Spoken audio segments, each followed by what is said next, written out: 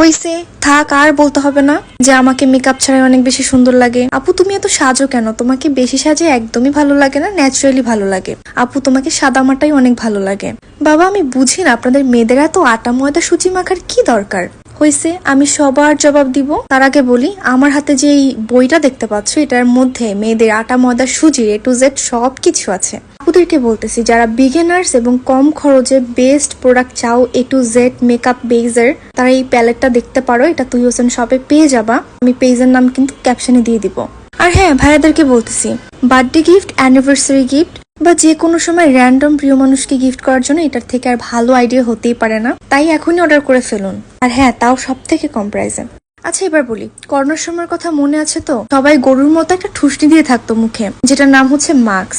হ্যাঁ হ্যাঁ, ওই যে কেউ নাকে থুতনিতে ঝোলাতো, সেটাই হচ্ছে মাস্ক। আমি সেই মাস্কের কথাই বলছি।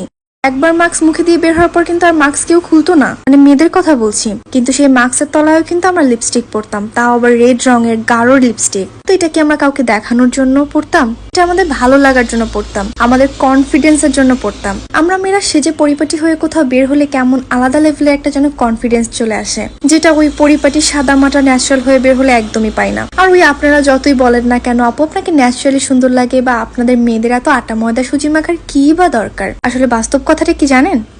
কোনো একটা 5 তারকা হোটেল বা কোনো একটা ব্র্যান্ডের দোকান, এই যে ধরেন আমি মধ্যবিত্তদের মধ্যেই যাচ্ছি, বাটা, অ্যাপেক্স, বা ধরেন এই স্বপ্ন সুপার শপ, যেখানে আপনি এই সাদামাটা সুতির একটা 3 পিস পরে গিয়ে দেখেন, এবং আপনি পরিপাটি হয়ে ভালো একটা ড্রেস পরে গিয়ে দেখেন, আপনি তফাৎটা নিজেই বুঝতে পারবেন। আমরা যতই বলি যে পোশাক আশাক চাল চলন দিয়ে মানুষকে জাজ করি না আমরা, কিন্তু আসলে আমরা দিন শেষে সেটাই করে থাকি।